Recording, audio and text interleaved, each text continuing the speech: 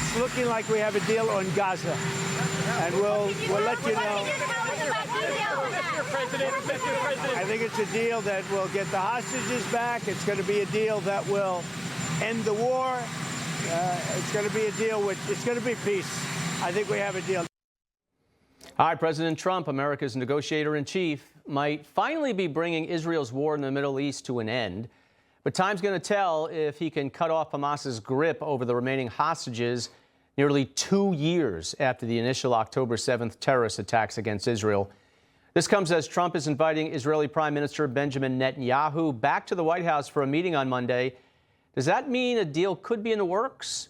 We're going to bring in distinguished professor at Touro University and author of Beyond Proportionality, Israel's Just War in Gaza. That's Thane Rosenbaum. Also with us is a foreign policy expert, Harley Lippman. First of all, Happy New Year to you both, my friends. Happy New Year to you, too. So, all right, Thane, I mean, to paraphrase Donald Trump, what the hell is the purpose of the United Nations, especially if the thugs, the thieves, and the anti-Semites walk out and won't even listen to somebody that they disagree with?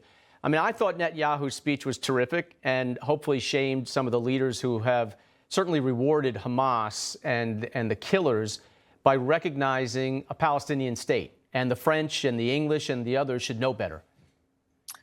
Rob, you know, it's the irony. America pays most of the bills. You live not in the city, but I do, so it's harder to get around with snarling traffic.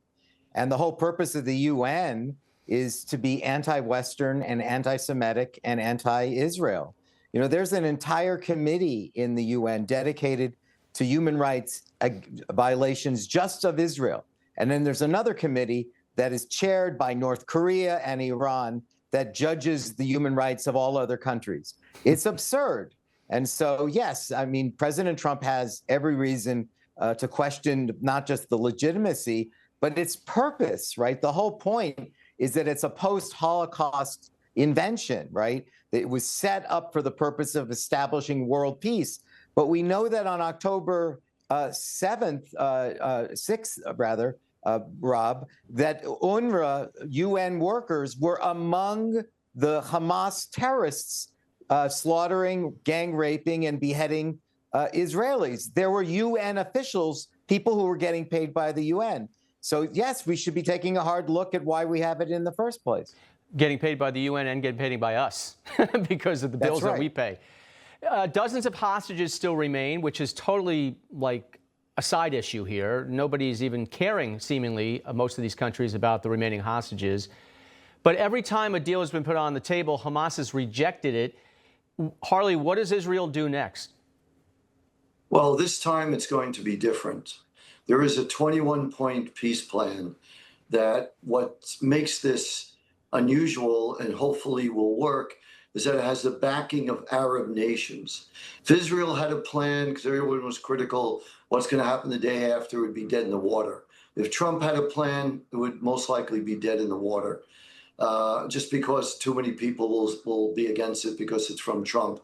But if Trump has a plan that has the backing of a large number of the Arab world, that's different.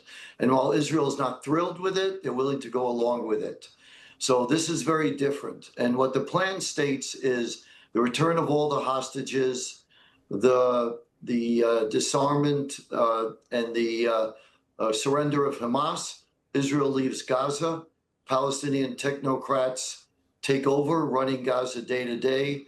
And there's an international committee made up of Arab nations in consultation also with our European allies to work on reconstruction. And then the Palestinian Authority may take over, provided they go through necessary reforms. So that's the deal. Hamas could always reject it, but if they do, it's very clear to the world who's responsible for the fighting, the dying, the starvation, and all the deaths that are happening to innocent Palestinians in Gaza. Yeah, and there's reports that former British Prime Minister Tony Blair might lead up that interim agency, if you will, over Gaza. Thane, are you optimistic about this 21-point plan? I never try to disagree with my buddy Harley, but I think I don't agree with this at all. First of all, the world already knows who's responsible. They don't need a lesson on this. They just don't care that Hamas is responsible. when they say it's Israel's responsibility, they know it's false. They know it's a lie. The European countries are terrified about their own Muslim problems, Islamist problems, and the breakdown of social and civil order all throughout Europe. And so they're intimidated, and that's why they recognize Palestinian statehood. Hamas, I don't care how many Arab countries line up here. Hamas is not surrendering. I think people fundamentally misunderstand their apocalyptic vision of going to war. They didn't expect to win. They don't care if Gaza burns down.